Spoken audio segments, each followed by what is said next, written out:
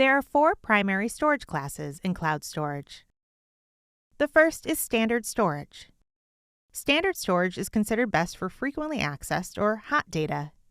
It's also great for data that's stored for only brief periods of time. The second storage class is Nearline Storage. This is best for storing infrequently accessed data, like reading or modifying data on average once a month or less. Examples might include data backups, long-tail multimedia content, or data archiving. The third storage class is Coldline Storage. This is also a low-cost option for storing infrequently accessed data. However, as compared to Nearline Storage, Coldline Storage is meant for reading or modifying data at most once every 90 days. And the fourth storage class is Archive Storage. This is the lowest cost option, used ideally for data archiving, online backup, and disaster recovery. It's the best choice for data that you plan to access less than once a year, because it has higher costs for data access and operations and a 365-day minimum storage duration. Although each of these 4 classes has differences, it's worth noting that there are several characteristics that apply across all of these storage classes.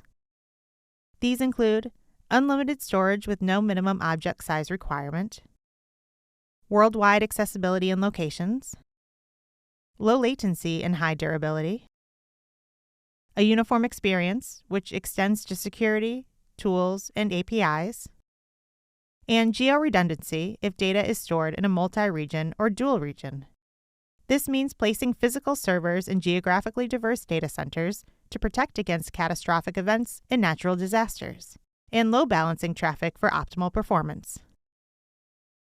Cloud storage has no minimum fee because you pay only for what you use, and prior provisioning of capacity isn't necessary.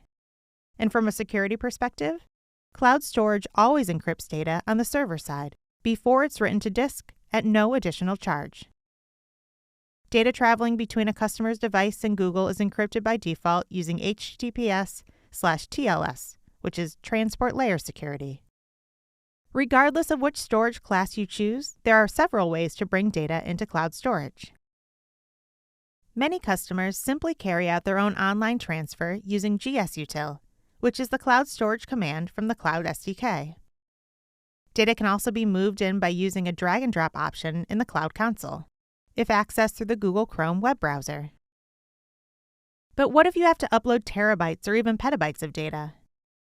Storage Transfer Service enables you to import large amounts of online data into cloud storage quickly and cost-effectively.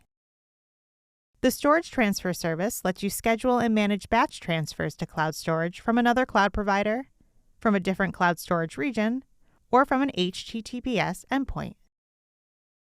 And then there is the Transfer Appliance, which is a rackable, high-capacity storage server that you lease from Google Cloud. You connect it to your network, load it with data, and then ship it to an upload facility where the data is uploaded to cloud storage. You can transfer up to a petabyte of data on a single appliance. Cloud storage's tight integration with other Google Cloud products and services means that there are many additional ways to move data into the service. For example, you can import and export tables to and from both BigQuery and Cloud SQL. You can also store App Engine logs, Firestore backups, and objects used by App Engine applications, like images. Cloud storage can also store instance startup scripts, Compute Engine images, and objects used by Compute Engine applications.